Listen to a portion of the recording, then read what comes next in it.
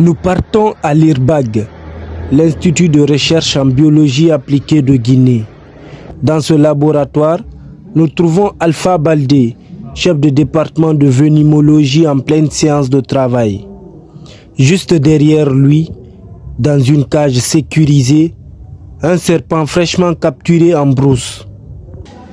Lorsque ces serpents sont capturés, des méthodes méticuleuses sont utilisées pour extraire le venin. Un travail difficile qui nécessite le respect des mesures barrières. Alors nous partons en brousse, nous cherchons les serpents et quand nous les capturons, nous les envoyons ici au laboratoire.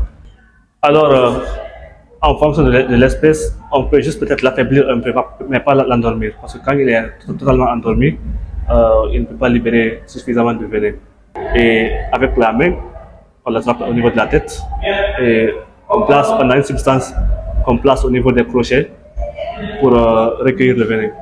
Après des études et l'extraction du venin, les sérums antivénémineux sont fabriqués.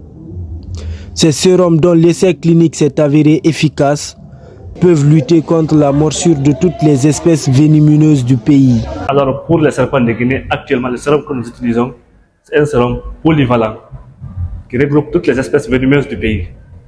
L'avantage est qu'il est aussi lyophilisé, c'est-à-dire qu'on peut le garder à température ambiante, pas besoin du froid.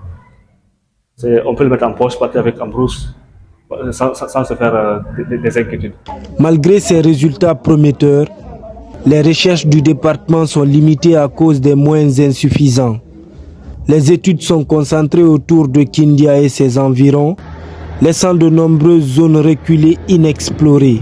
Nos moyens sont très limités, parce que là, pour faire vraiment une étude de cette envergure, il nous faut beaucoup de moyens.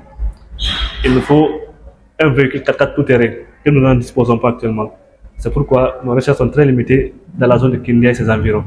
Mais pour ce qui est des zones lointaines, comme un peu vers le sud de la Guinée ou au nord de la Guinée, nous avons vraiment des moyens limités. Le département de venimologie de l'IRBAG se concentre sur 3 missions principales. L'étude de la faune ophidienne, l'analyse biochimique des venins et la prise en charge des morsures.